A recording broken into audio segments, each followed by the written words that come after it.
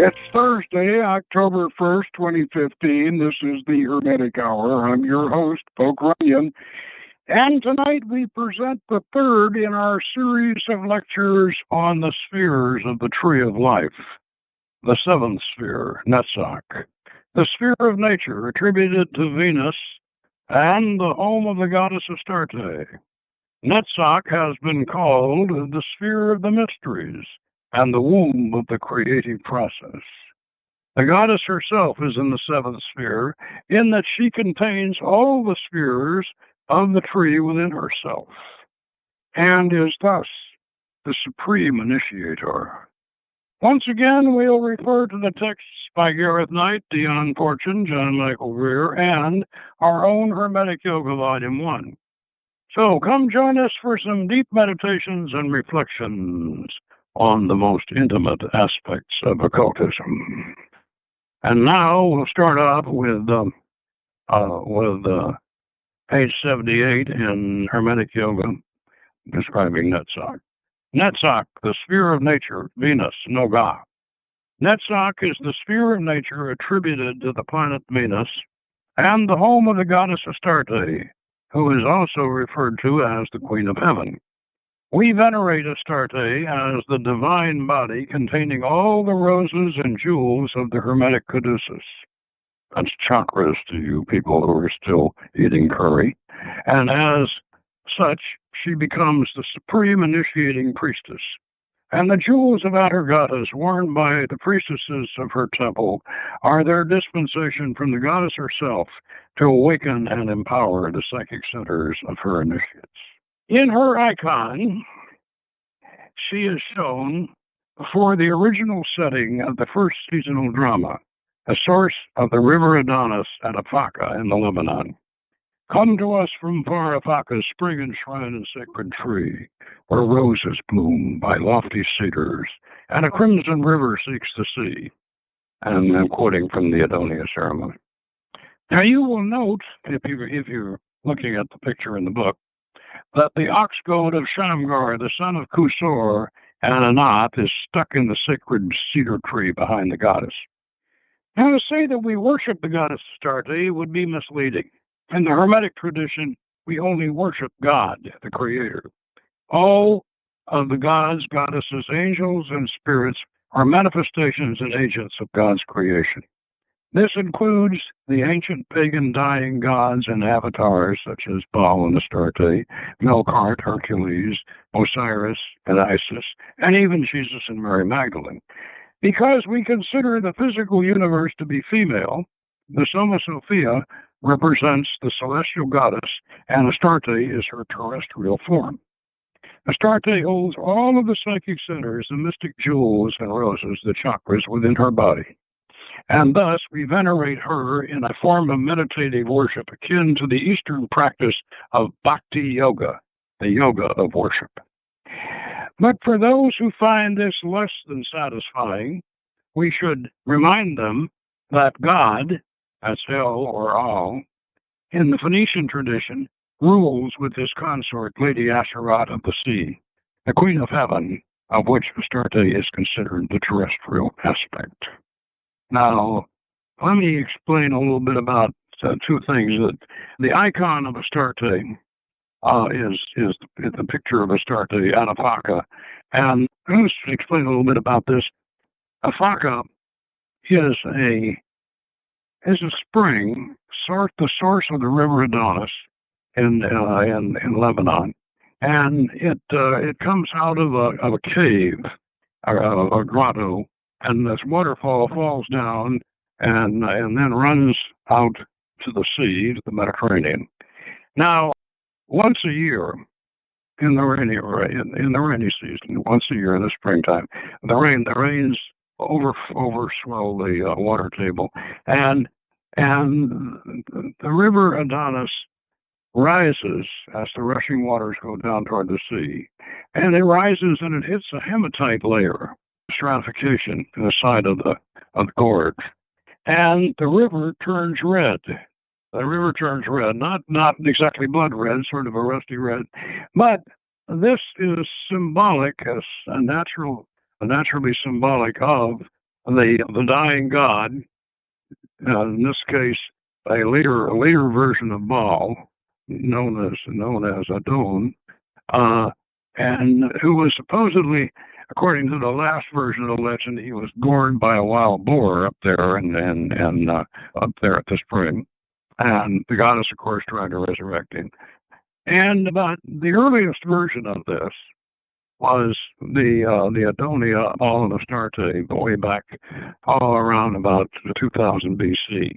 And in this case, Baal is slain by the Dark Lord Mot, the Grim Reaper, and Astarte comes and promises to the faithful worshippers that she will return in the fall and resurrect Baal, and she will also battle with Mot and kill Mot.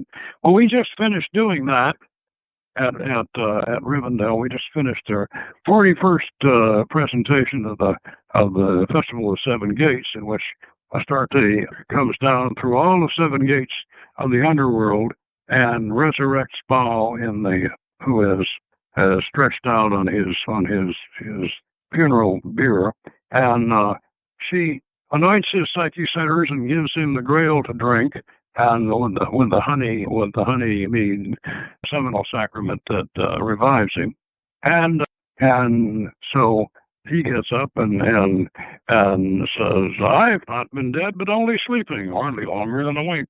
I'll be up and rolling thunder once I've had another drink." And of course, that's my cue to roll the spring drum and create the thunder out there, because I was running music and special effects for this. And then, Astarte and Baal administer the sacrament to the celebrants, and that's the ceremony. Now, this ceremony is at this point is about 4,000 years old, and the reason why I mention this is that this is the origin, and this was, according to the anthropologist Jesse Rustin, this was the origin of the original origin of the Holy Grail. Now, I also mentioned the jewels about her goddess, and I wish we could show you the icon of Astarte here holding the Grail and wearing the jewels about her goddess, the harness. The jewels are positioned on the psychic centers, the seven psychic centers or chakras, going all the way from her forehead down to her another region, and they represent all of the major spheres of the Tree of Life, going down the lightning flash. And the one we're discussing tonight is right at her solar plexus, and that's the seven-pointed star of Venus, or Netsach. And that particular jewel is right at the solar plexus in this golden jeweled harness that the priestess wears. Now, let me continue with this description in the book here. You will note the ox goad of Shamgar, the son of Kusor, and Anath, stuck in the sacred tree behind the goddess. And those of you regular listeners may recall that we have recreated the legend of Shamgar. I think he was the third judge of Israel, but he was a Phoenician pirate who rescued the Israelis. And according to the Bible, he slew 600 Philistines with an ox goad. In other words, he set the pattern for the later Samson, who was another judge, who did it, who killed a bunch of them with the jawbone of an ass. But Shamgar came first, and they did it, and 600 of them with an ox goad. Now, an ox goad looks kind of, it's a sort of a spike with a hook on it, and so we find that the Shamgar's ox goad stuck in the tree up there in Afaka, and there's a story behind that, which we will tell at some future date. Okay.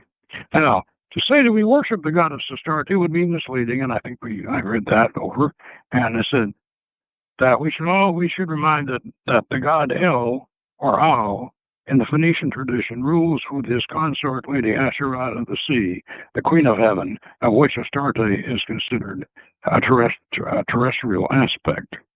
Now, let's also remind you that in our antique tradition, we venerate El, Father El, and he is the original Most High God, and he's the Most High. He's the Most High God of Melchizedek, the Jebusite Canaanite high priest who gave Abraham his first communion, and Melchizedek means, by the way, priest king, and Melchizedek was certainly a Canaanite, and El was the father of the gods, analogous in some ways to Zeus. He was, because he ruled from the top of Mount Zaphon, which was the sacred mountain in those days, in the Lebanon. Now, El was the Most High God, and he was always referred to as El the Compassionate. He had another name, Latipan, but he was always, whether Latipan or El, he was referred to as El the Compassionate. And this is quite different from Yahweh or Jehovah, who is certainly not compassionate. And in fact, I got a chance finally to see Ridley Scott's Exodus the other night, and Ridley Scott pictured Jehovah as a 12-year-old boy having a temper tantrum, and in many ways, I kind of that particular scene where Moses is really upset about the plagues that Jehovah is bringing on the Egyptians, and he goes up the mountain and he tries to reason with this 12-year-old boy Jehovah, and he tries to reason with him, and he says, I can't be a party to this anymore. I grew up with these people. This is horrible. You got to stop doing it. And whereupon the kid stomps his feet and goes into a tantrum and starts talking about how terrible the Egyptians are. And then he finally says, "And you haven't seen anything yet. Wait till you see what I'm going to do now." And of course, that was killing all the firstborn. So Jehovah was not the Most High God of Melchizedek. It was not the God Melchizedek who blessed Abraham to start with. It was originally El, and it continued to be El. Half the books in the Bible are still what we call Elohist books. In other words, they're books in which El is God, and Jehovah got plugged in later. Ezra edited all the Elohist books, and he put and he stuck YHVH in there. Now, one of the reasons why this is important to the Netsach sphere that we're talking about tonight is because the Netsach sphere, according to the Kabbalah, it's Yahweh Sabaoth is the name of power in Absolute, but the choir of angels are the Elohim. Well, the Elohim, this is very appropriate. The Elohim, that's Elohist. And what I mean by that is the Elohim are plural. They are a plural and feminine. And so you have what they really could be translated. If you want the best translation of Elohim is the gods and the goddesses. And so Netsach partakes of both, except that in the case of applying Yahweh Sabaoth, which of course we have changed to a Masha Ozabaoth because we don't use the YHVH tetragrammaton. We use an Elohist tetragrammaton. So, but this is an example of Ezra's Jehovah-ing everything, but which really does not apply to Netsach. Netzach's the seventh sphere on the Tree of Life. I think you all know where that is. And it is directly superior to Hod. And this is also important because Netsach supplies Hod with natural forms, inspirations, and ideas in their natural form, and Hod, then the intellectual sphere, processes them into magical images, and then transfers them to Yesod, downloads them to Yesod, and where they take their final form, and then until they become actuated in Malkuth. And this is the process that comes down the lightning flash. Now, we say that Netsach is the sphere of nature. And in this case, we mean the forces of nature. Now, Dion Fortune, of course, in one of our texts, Dion Fortune's The Mystical Kamala.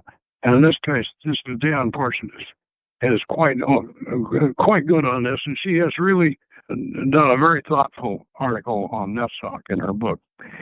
And one of the complicated things about this sphere, and this is a complicated, Netsach is a complicated concept, because what we're dealing with here is the formation of the Elohim, of the gods and the goddesses. And as Dion Fortune explains, and as most of us are aware, that ancient pagan gods and goddesses are personifications of forces of nature and particular aspects of human character that relate to those forces of nature. And Dion Fortune goes into some detail about the idea that where Hermes says, and I've quoted this I don't know how many times in our lectures. Hermes says, man creates the gods of the earth sphere, and the gods of the zodiac are eternal. And Dion Fortune, extrapolating from that,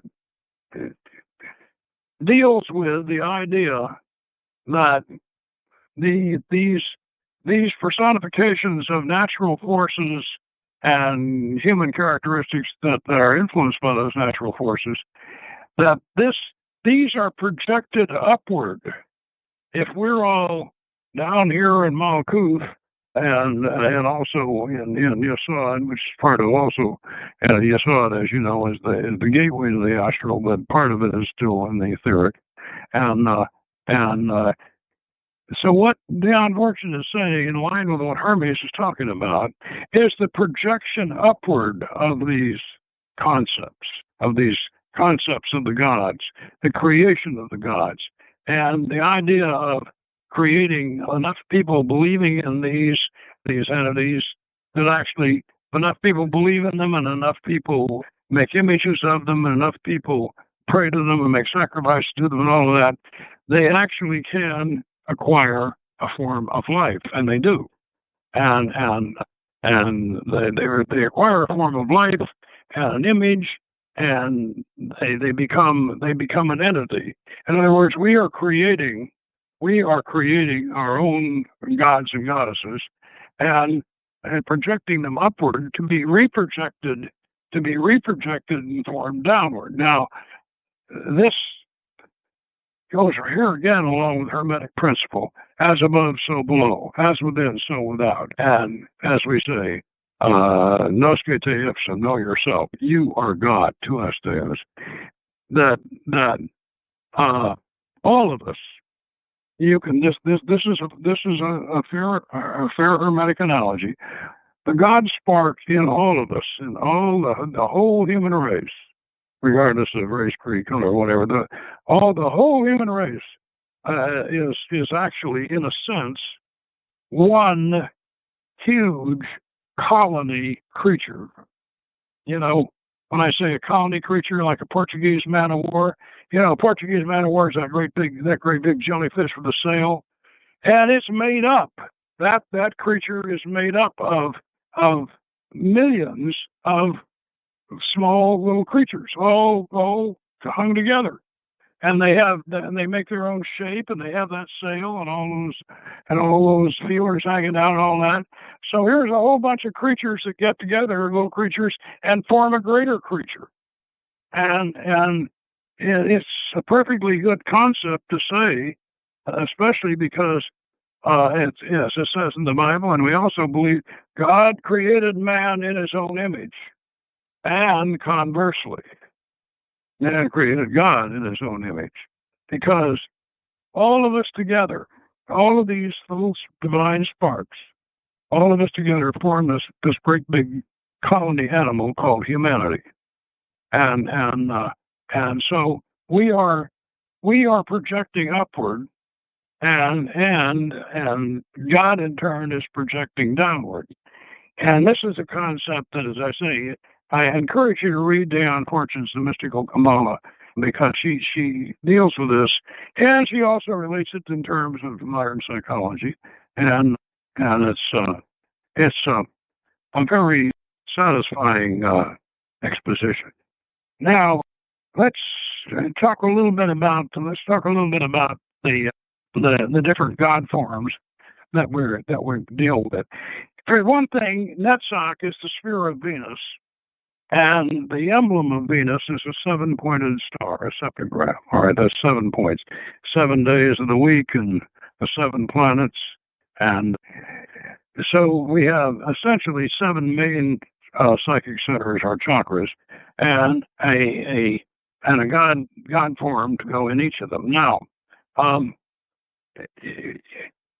know that in the Renaissance, magicians favored, European magicians favored a revival of classical Greek and Roman God forms. Now, that's fine, but unfortunately, what happened, even though that was very popular in the Renaissance with Puccino and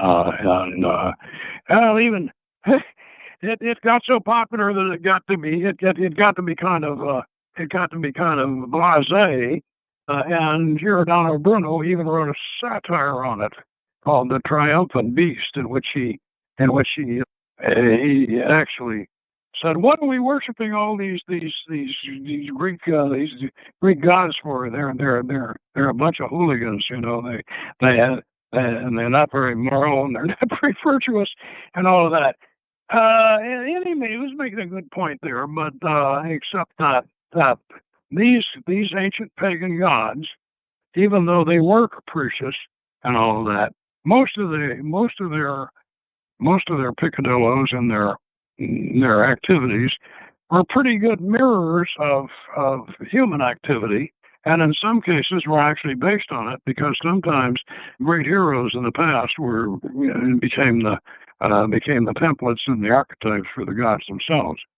Now, let's ask why, and it's a good question. Why do we in the OTA? Why do we use the ancient Canaanite gods? And why do we use them in preference to the classical pagan deities that the Renaissance magicians used? Well, I wrote a little section here in the Hermetic Yoga book to explain that. In approaching this Western Hermetic version of Tantric Yoga, one might ask, why do we employ the ancient Canaanite or Phoenician pantheon? Should we not follow the lead of the Renaissance Hermetic magicians and resurrect the classical pagan deities of the Greco-Roman period, as in their use of the Orphic hymns and astrological planetary assignments? Now, we could have done so, but it would have been somewhat anachronistic, because the Renaissance neoclassic revival of Hermetic magic went through a Kabbalistic and then a Rosicrucian and finally a Masonic phase. Now, let me repeat that slowly and put some dates on it. Because the Renaissance neoclassic revival, that was the ancient, originally that they were talking about the, Puccino and Campanello and the rest of them, and Bruno, they were talking about the ancient Greek and Roman gods.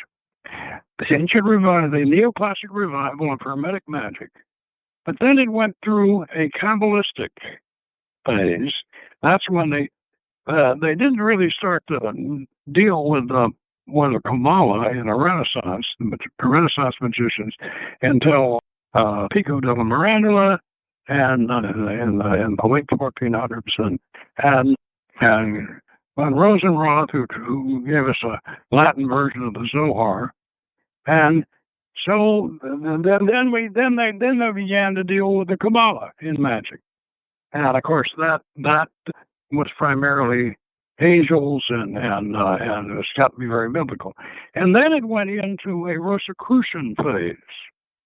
Well, that's frankly, the Rosicrucian phase was a result of the of the Reformation and whatever, and the attempt to create a mythology based upon the Christian Rosencreutz, and also in the Rosicrucian phase, the Kabbalah was Christianized, and so we got further on.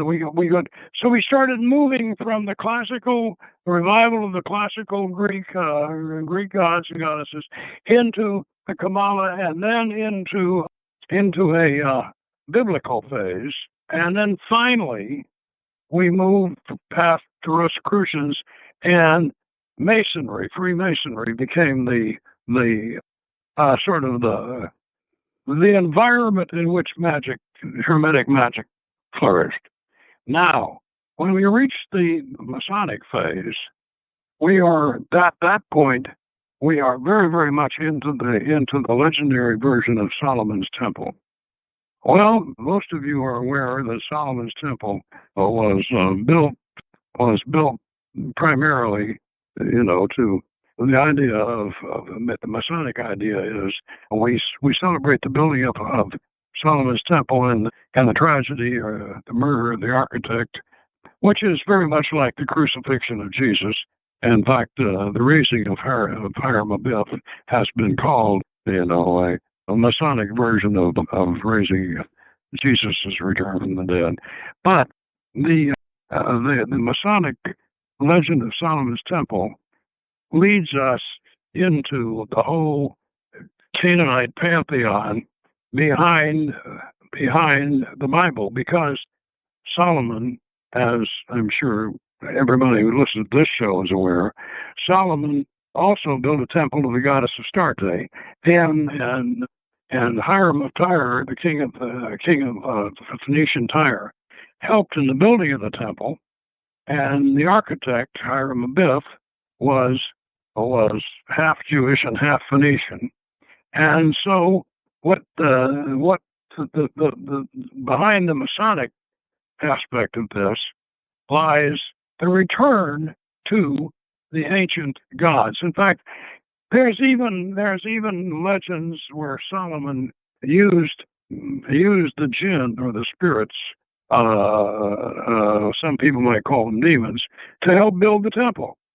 And so the whole school in the late Middle Ages and in the late Renaissance, there was a school of Solomonic ceremonial magic, which we have also revived. So behind all of this, behind Solomon, his legend, lies the Canaanite pantheon, and the Baal Astarte and Father El, very definitely, because Solomon, even though Ezra in his rewrite of the Bible makes Solomon seem to be a Yahwehist, actually Solomon was very much the lowest, and very much as far as Solomon was concerned, it was the Most High God of Melchizedek, and which is the Phoenician and the Canaanite supreme God. Now, to continue with this, along with tales and legends surrounding King Solomon and the building of his great temple, along with tales of Jesus and his Holy Grail and Christian Rosencreutz, became more important to magic than the Greek and Roman myths of an earlier era. The ancient gods behind the Solomonic tradition and Gnostic Christianity were the old gods and goddesses of the Middle East. They fit on the spheres of the Kabbalistic tree of life. They were cognate with both the Greek and the Babylonian deities. Astarte was both Aphrodite and Ishtar. Baal was Hercules and Jesus. Since the 17th century, magic has been linked with the Bible via the Kabbalah, Masonic, Solomon, and the Arthurian tradition of the Holy Grail. More recently, we could add the Year King and the Horn God and the eternal goddess of the Wiccan tradition to our list of similar deities and related mythical lore. This is why we venerate the ancient pre-biblical deities and legends that lie behind these great magical themes. So you should get to know these ancient archetypes, bring them to life within you, and they will be your friends and your helpmates. And just as the old Hindu and Bunpo gods and demons in Tibetan tantric practice are aspects of Buddha, ours are all aspects of Father El and Mother Asherat, and so would it ever be. Now, when I say aspects of El and Mother Asherat, let's be clear about this. There is a problem both with the Elohists and with the Yahwehists, that somewhere or other they lost the goddess, and they lost the goddess, and if you really want to understand the symbolism of the universe, realize that you can't have one without the other, because the universe itself is female. Yeah, the universe is female. And the Soma Sophia is the story, is the great story vault. The Egyptians called her Nuit.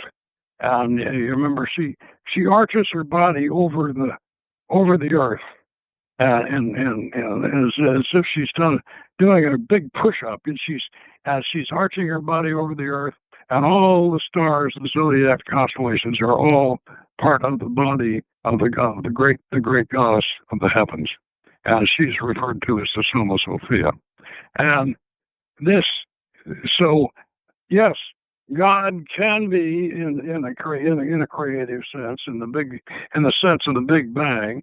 God can be thought of as a male creative force in the womb of a male creative force which will impregnate the womb of the Soma Sophia and create the worlds and the suns and all. But they have to be within her body.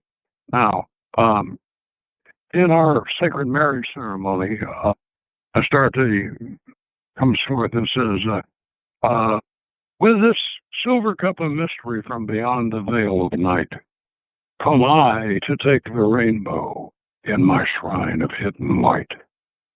Now, this is one of the key lines in the sacred marriage.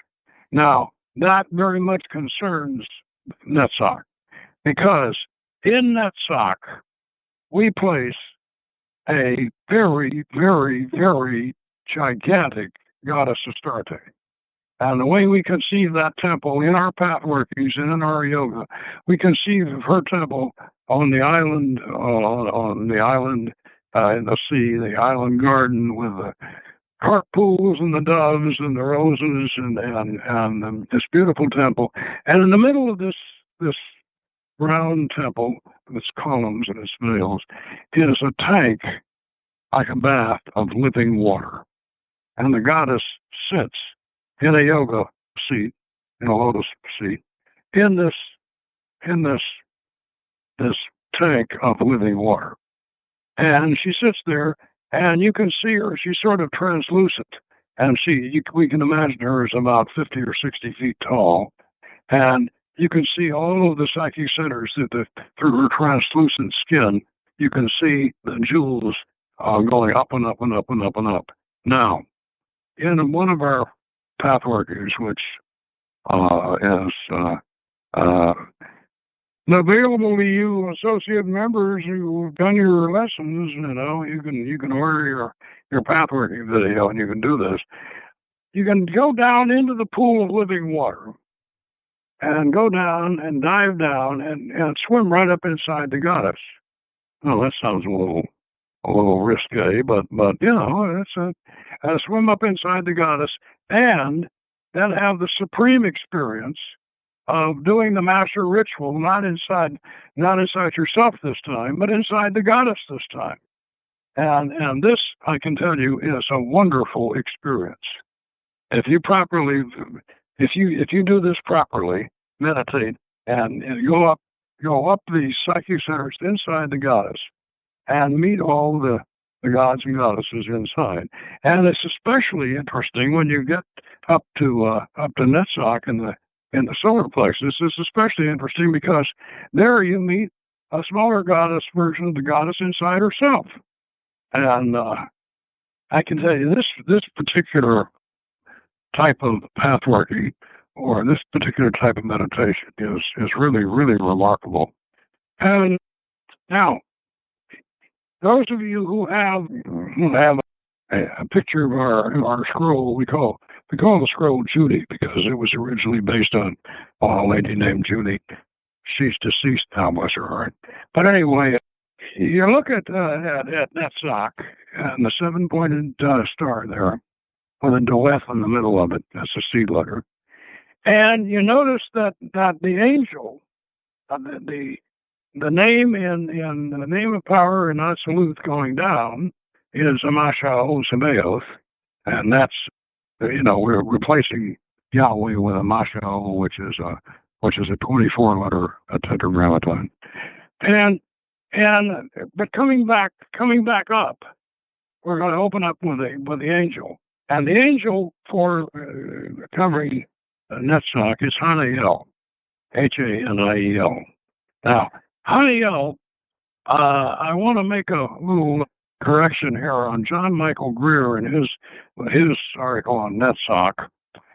He says that he can't find any theology, anything interesting about Haniel that's worth reading.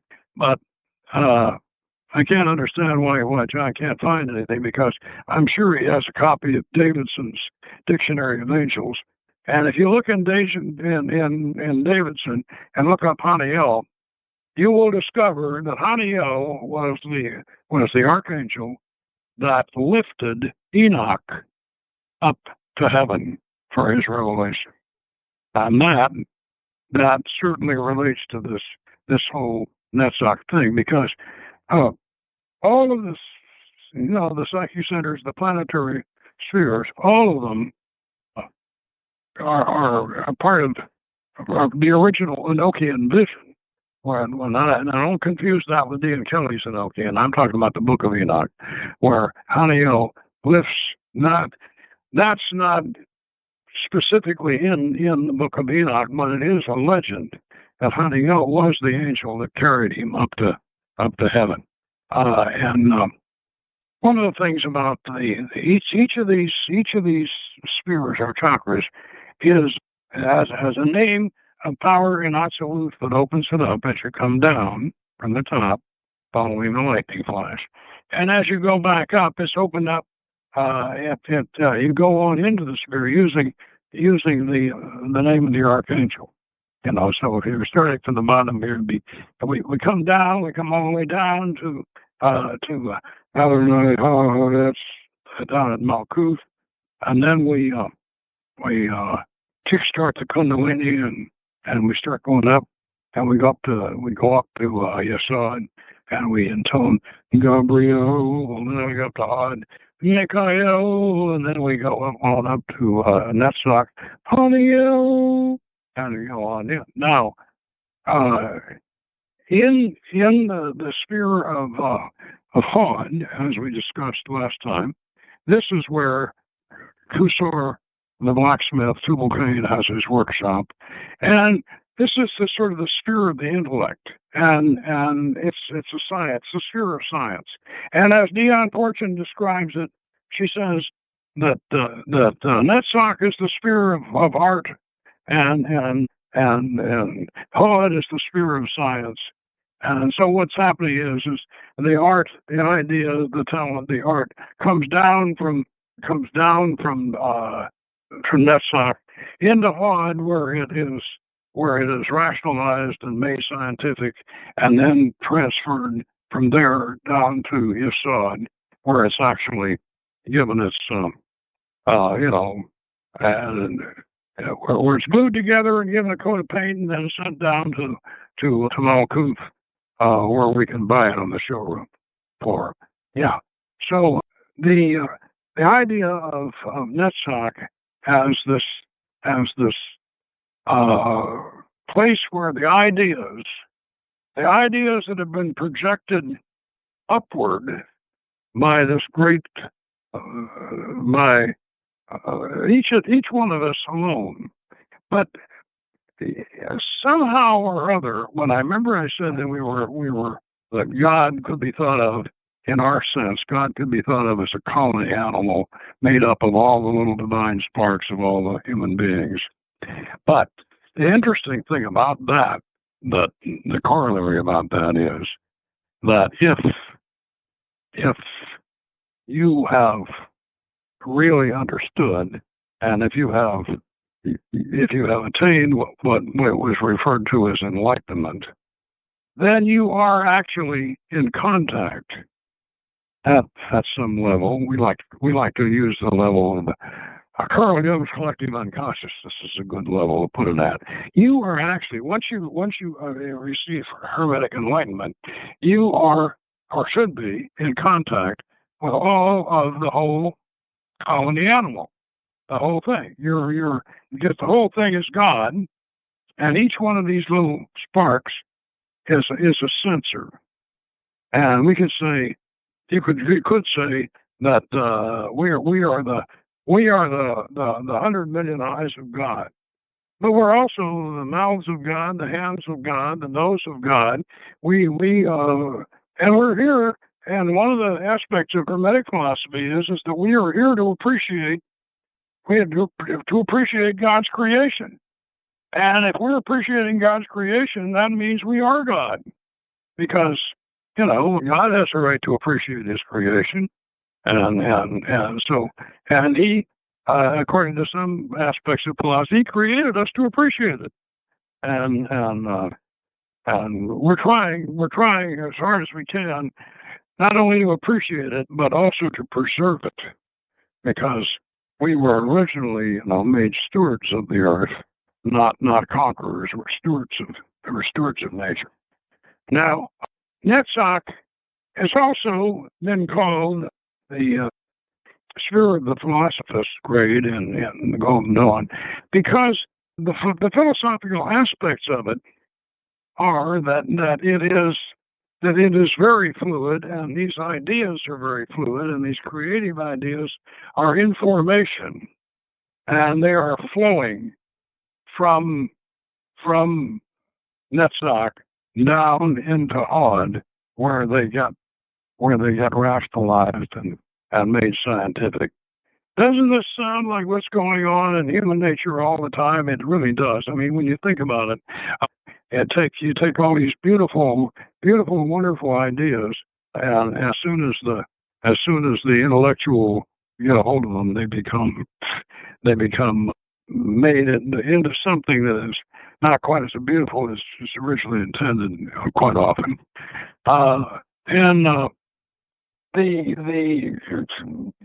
But this creative force of nature, and Netsach is, as I say, the sphere of nature, and the sphere of nature and natural philosophy. Now, I wanted to review a little bit, and Dion Fortune has a little section in here that I would like to read to you, because I think it's very elegant. And let me read this sort of in summary here.